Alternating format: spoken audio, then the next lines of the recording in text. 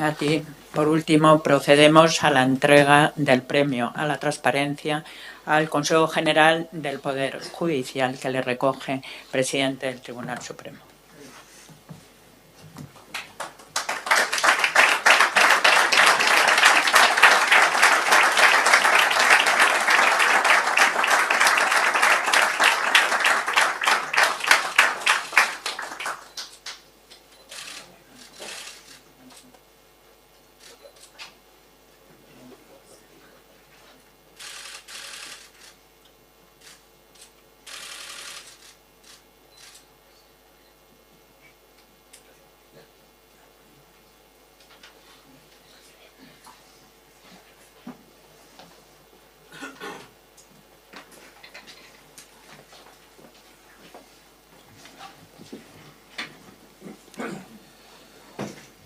Señora Presidenta del Consejo General de la Abogacía Española, señor Presidente de Transparencia Internacional España, señores miembros del jurado, vocales del Consejo General del Poder Judicial, autoridades y señoras y señores. Quiero comenzar, como no puede ser de otra manera, expresando mi más sincero agradecimiento al Consejo General de la Abogacía Española y a Transparencia Internacional por el grandísimo honor que supone para nosotros, como Consejo General del Poder Judicial, recibir este premio. Con él se reconoce el trabajo de todo un equipo de personas absolutamente comprometidas con el objetivo de incrementar, a través de la transparencia, la confianza de los ciudadanos en la justicia. Este premio reconoce la encomiable labor llevada a cabo por la vocal del Consejo, Mar Cabrejas, coordinadora del Grupo de Transparencia. Reconoce el gran esfuerzo que está realizando la Oficina de Comunicación del Consejo. Reconoce el extraordinario trabajo de nuestro Centro de Documentación Judicial. Y reconoce también, y me alegra especialmente poder afirmarlo, el trabajo de todos los integrantes del Consejo General del Poder Judicial y de todos y de cada uno de los miembros de la carrera judicial española. Ellos son los que nutren con su trabajo los distintos portales de transparencia del Poder Judicial y son, por tanto, los artífices de este proceso de acercamiento a la sociedad que iniciamos en el Consejo hace ya algunos años. Este es, en definitiva, el éxito de todos y a mí solo me corresponde el inmenso honor de recibir este premio en nombre de todos ellos, con un especial y emotivo recuerdo al que fuera secretario general del Consejo, el hoy desaparecido José Luis Terrero Chacón, sin cuyo compromiso y el extraordinario trabajo que realizó, todo esto no hubiera sido posible. Él fue quien inició el camino que nos ha llevado a ser hoy la institución de referencia en materia de transparencia.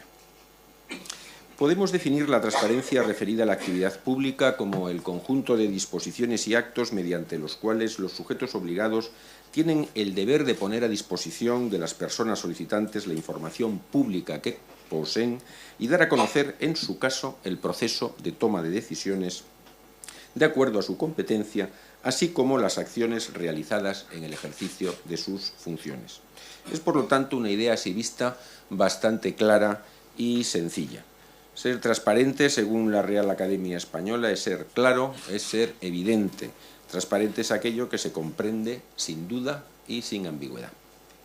Desde hace ya varios años, esta idea de transparencia se concibe como una seña de identidad imprescindible en la actividad de las administraciones públicas de cualquier democracia que se precie de serlo.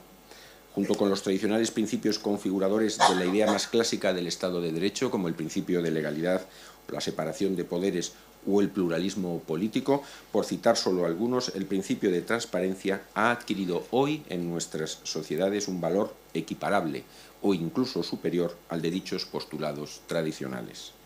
Y ello es así básicamente porque la transparencia es hoy por hoy fuente de legitimidad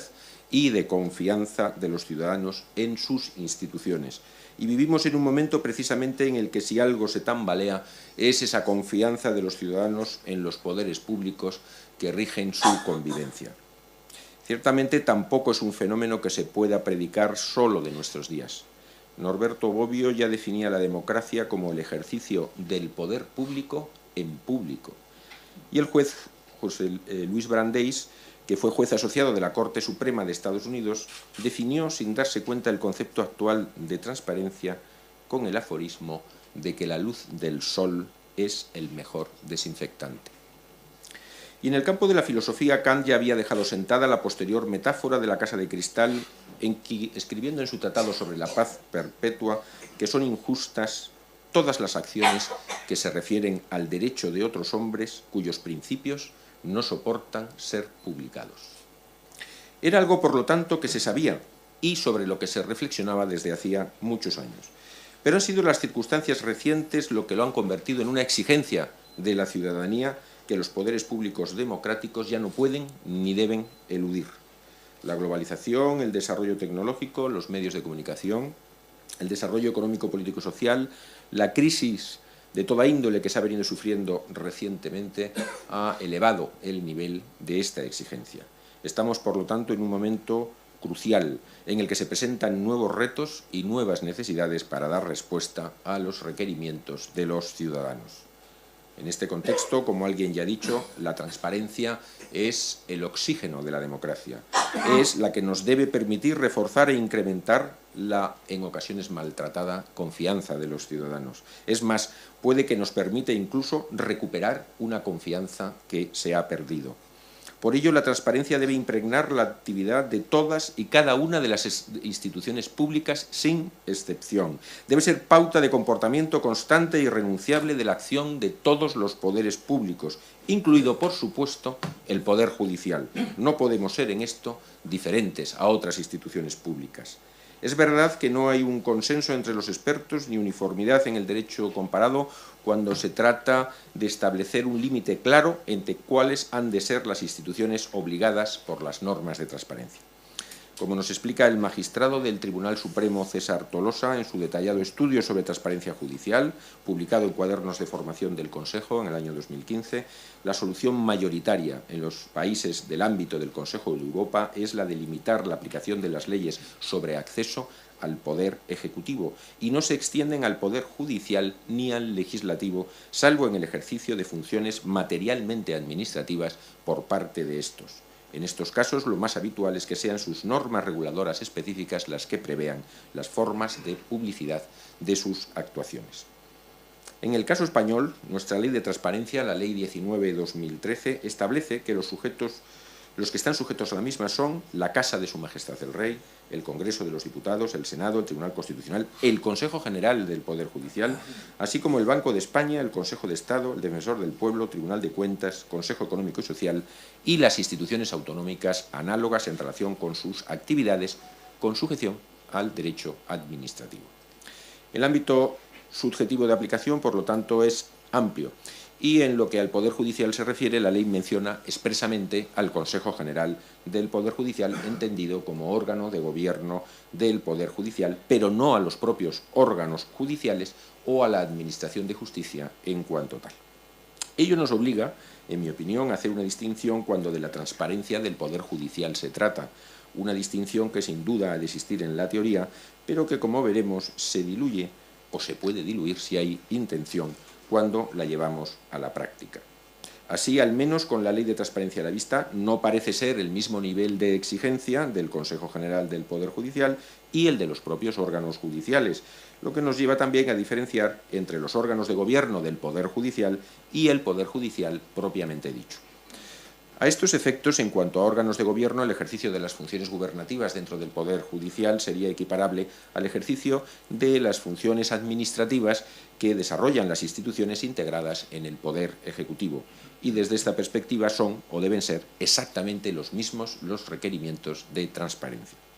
Cuestión distinta será, como veremos más adelante, la especificidad propia que hay que tener en cuenta en materia de transparencia cuando se aplica la propia actividad jurisdiccional. Y si me preguntan cómo se ha entendido desde el Consejo General del Poder Judicial las obligaciones impuestas por la Ley de Transparencia, les puedo decir con toda claridad que la interpretación ha sido y está siendo y seguirá siendo la más amplia y extensa que cabría aplicar en este ámbito. Y ello ha sido así no solo por el necesario cumplimiento de la ley, sino por el convencimiento propio que tenemos en el Consejo de que cuando las decisiones deben adoptarse desde el sector público, sus fundamentos y sus causas se someten al examen de su publicación íntegra y de esta manera se genera de manera espontánea un filtro de calidad y corrección en la actuación de los poderes públicos que solo puede traer beneficios para la legitimidad de las instituciones y, por lo tanto, para la paz social.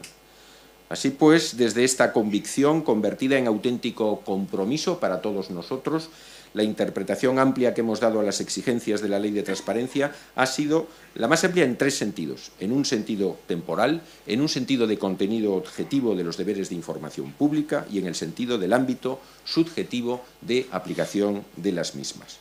En un sentido temporal, porque, como ya se ha dicho en la mañana de hoy, el Consejo General del Poder Judicial se adelantó hasta en 6 meses a la entrada en vigor de la Ley de Transparencia de 2013, a la hora de poner en marcha los requerimientos de la misma. Así, y lo ha destacado Jesús Vilcano, desde el mismo momento del inicio del mandato de este Consejo, se puso en marcha en enero de 2014, al mes siguiente del inicio de ese mandato, un grupo de trabajo encargado específicamente de prepararnos para dar cumplimiento efectivo a la norma.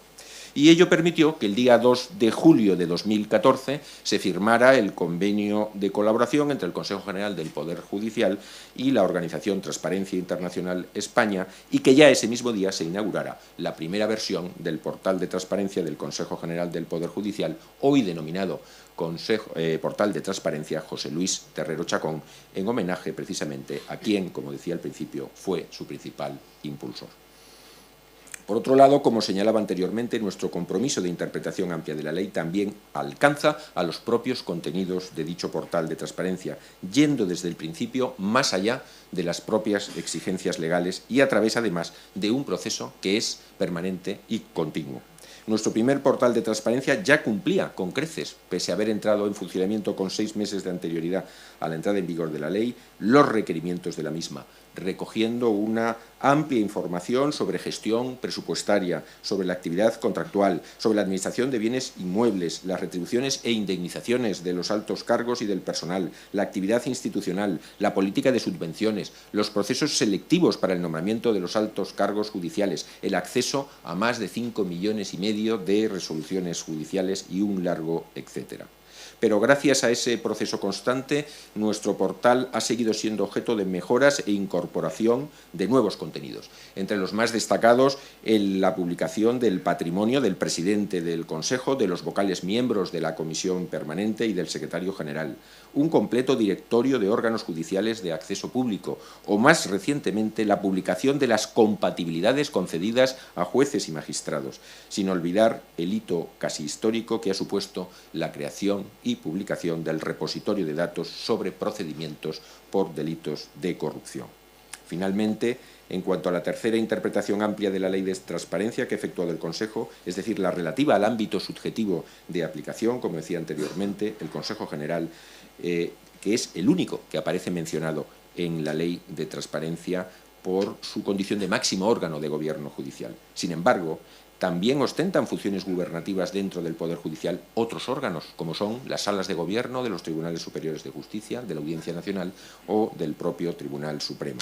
Todas ellas que no están citadas expresamente en el ámbito de aplicación de la Ley de Transparencia, ejercen, sin embargo, funciones y actividades que, en nuestra opinión, no debían quedar al margen de la exigencia de responsabilidad ante la sociedad que se encuentra en la base de toda política de transparencia. Así, una vez consolidado el portal de transparencia del Consejo General del Poder Judicial, se abordó la tarea de construir los portales de transparencia de todos y de cada uno de los tribunales superiores de justicia de las comunidades autónomas, proceso que culminó en el año 2016. La Audiencia Nacional, también su portal de transparencia, vio la luz en junio del pasado año 2016 y el del Tribunal Supremo en el presente año, en el mes de febrero. Consideramos, por lo tanto, que en este contexto la posición institucional del Tribunal Supremo, como órgano judicial que se encuentra en la cúspide del sistema jurisdiccional, exige una muestra de liderazgo mediante la creación de un portal de transparencia que, sin perjuicio de continuar por el camino iniciado por los Tribunales Superiores de Justicia y por la Audiencia Nacional, vaya más allá en una decidida apuesta por la transparencia, en la medida, claro está, que resulte técnicamente compatible con la tecnología de la que dispone el Consejo General del Poder Judicial y en la medida, por supuesto, también en que se respeten las cautelas derivadas de su especial situación dentro de la organización judicial española y de la especial relevancia de la función jurisdiccional desarrollada por el Tribunal Supremo. Estamos convencidos de que nada impide que el portal de transparencia del Tribunal Supremo refleje los contenidos esenciales de la publicidad activa que, en general, resulta exigible a las administraciones públicas según la Ley de Transparencia, es decir, información institucional, información organizativa y de planificación, información de relevancia jurídica, información económica, presupuestaria y estadística. ¿En qué se ha traducido todo esto? Pues se ha traducido en la incorporación al portal de información detallada sobre la estructura organizativa del Alto Tribunal, en la incorporación de información permanentemente actualizada sobre su actividad gubernativa, en la publicación de las agendas de señalamiento y normas de reparto de las distintas salas, en la publicación incluso de la trayectoria profesional de los magistrados del Tribunal Supremo, en la publicación de la convocatoria de plazas o en la incorporación de toda la información relevante sobre la gestión de gastos protocolarios y retribuciones del presidente, vicepresidente y magistrados del Tribunal Supremo. En el apartado de información estadística, la finalidad es la de ofrecer al ciudadano datos que permiten conocer el grado de cumplimiento y calidad del servicio encomendado al Tribunal Supremo, por lo que se aportan los datos reflejados en el cuadro de indicadores elaborado por la Comisión Europea para la Eficacia de la Justicia, es decir, la duración media de los procedimientos, la tasa de resolución y la ratio de sentencias por magistrado de cada sala. Por otra parte, hemos visto conveniente ofrecer información estadística como es la relativa a los porcentajes de hombres y mujeres que acceden a la condición de magistrados del Tribunal Supremo, los rangos de edad media de acceso a tal condición, la relación entre personal titular e interino adscrito al Tribunal e incluso el número de vehículos puestos a disposición del Tribunal en relación con el número de usuarios. Especial mención merece, por la relevancia de la función jurisprudencial del Tribunal Supremo, el hecho de que también se publiquen los acuerdos que se adopten sobre los criterios de admisión en los recursos de casación o sobre los criterios a aplicar cuando se produzcan reformas relevantes en las leyes procesales, lo que permitirá que la transparencia se convierta también, en este caso, en un valioso instrumento para una mejor seguridad jurídica. Asimismo, se incluyen las sentencias del Tribunal Supremo y otras resoluciones relevantes. Como puede apreciarse, y volvemos así a una de las reflexiones que hacía al principio, la transparencia del Poder Judicial, la idea de justicia y transparencia, llevada hasta sus últimas consecuencias, debe llevarnos también a la transparencia de la propia actividad jurisdiccional, mediante la publicación de sentencias y decisiones judiciales relevantes. La Ley de Transparencia se refiere claramente al Consejo General del Poder Judicial como órgano de gobierno y parece estar pensando siempre en la publicidad de actividades sujetas al derecho administrativo. Pero la convicción de que la publicidad aplicada a todos los poderes del Estado es fuente indiscutible de legitimidad y de corrección en el actuar público nos debe llevar a extenderla al máximo, aunque siempre, por supuesto, y claro está, con respeto a otros principios y derechos igualmente protegibles.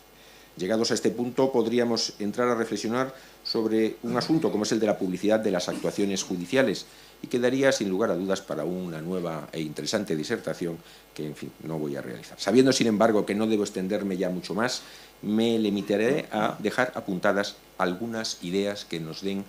la proporción, la medida de lo complejo y, por lo tanto, interesantísimo que resulta este debate de la transparencia aplicada a la actividad jurisdiccional. Como nos recuerda el ya citado magistrado del Tribunal Supremo, César Tolosa, en su estudio sobre transparencia judicial, hemos de ser conscientes, en primer lugar, que en materia de publicidad de actuaciones judiciales convergen tres tipos de intereses que es a veces difícil de conciliar. Por un lado, el interés del Estado en que exista una justicia libre e independiente. Por otro lado, el interés de las partes y de los ciudadanos directamente afectados por el proceso en que se respeten sus derechos individuales, su intimidad, su honor y su privacidad también. Y, finalmente, el interés del conjunto de la sociedad y de los medios de comunicación en recibir y dar información sobre acontecimientos relevantes que también se producen y cada vez con mayor profusión en el ámbito judicial. Encontrar el equilibrio en este punto no es sin duda tarea fácil. De hecho, se ha escrito mucho al respecto. No en vano este debate parte de la colisión entre dos derechos fundamentales reconocidos en la propia Constitución, que es el derecho fundamental a la protección de datos de carácter personal de las personas cuyos datos aparecen recogidos en las resoluciones judiciales, y el derecho también fundamental a la libertad de información, de dar y recibir información. Algunas normas recientemente aprobadas, como es el caso de la Ley 4/2015 del Estatuto de la Víctima del Delito, parecen, si no marcarnos el camino, sí darnos algunas pistas de por dónde hemos de transitar. Esta ley hace un llamamiento expreso en su artículo 34 a la sensibilización en este campo y particularmente a la responsabilidad que corresponde a los medios de comunicación social a la hora de preservar la intimidad de las víctimas. En cuanto a los datos personales de los condenados, ha sido el propio Tribunal Constitucional el que ha establecido un criterio para el equilibrio, basado en gran medida en el sentido común y en la mesura y en la proporcionalidad aplicadas a cada caso concreto. La libertad de información y, por lo tanto, la plena transparencia prevalecerán en aquellos casos en los que la información objeto de publicación sea, por una parte, veraz y, por otra, resulte de relevancia pública, siendo de interés general las materias a las que la misma se refiere y la relevancia de las personas concernidas. Por otro lado, no olvidemos que ante determinados colectivos especialmente vulnerables y dignos de protección, como es el caso de los menores o de aquellas personas que requieran un especial deber de tutela, es la propia ley orgánica del Poder Judicial la que impone la obligación de disociar los datos personales antes de hacer públicas las sentencias. En definitiva, hay y debe haber limitaciones a la transparencia cuando la referimos a la actividad jurisdiccional, sin que ello deba entenderse como secretismo, sino todo lo contrario. Debe entenderse como garantía de la sociedad democrática y como garantía del propio Poder Judicial, a quien corresponde precisamente velar por la efectividad y la protección de los derechos de los ciudadanos. Siendo conscientes de todo ello, y ya concluyo, lo que resulta evidente es que el camino de la transparencia es una transparencia bien entendida, útil y respetuosa, no tiene marcha atrás. Bien lejos de ello, lo que nos queda todavía en el Poder Judicial es un largo camino que recorrer, profundizando en los objetivos que nos hemos marcado, ampliando nuestros portales de transparencia ya existentes y afrontando un nuevo reto que es iniciar ese camino de la transparencia en la totalidad de nuestros órganos judiciales. El objetivo no es otro que el de ofrecer a la sociedad una imagen cercana y moderna de la justicia, y en especial de los jueces y magistrados, que día a día desarrollan esta esencial labor tan poco conocida y de tan difícil valoración. La crítica que muchas veces se hace de la justicia y del Poder Judicial será una crítica más fundada y válida cuanto más transparentes seamos, cuanta más información ofrezcamos y cuanto más sepamos explicar cómo funcionamos, cómo actuamos y cómo cumplimos con nuestros cometidos. El premio que hoy recibimos, lejos de hacernos pensar que ya hemos cumplido, nos anima a continuar, si cabe, de manera más decidida, por esta senda que ya hemos iniciado. Nos permite afianzar lo ya conseguido y nos sirve como estímulo para seguir avanzando. Este reconocimiento tiene además un valor muy especial para nosotros, pues procede de la abogacía, colectivo profesional absolutamente clave para el buen funcionamiento de la justicia. Por ello, muchas gracias de nuevo en nombre de todo el Consejo General del Poder Judicial.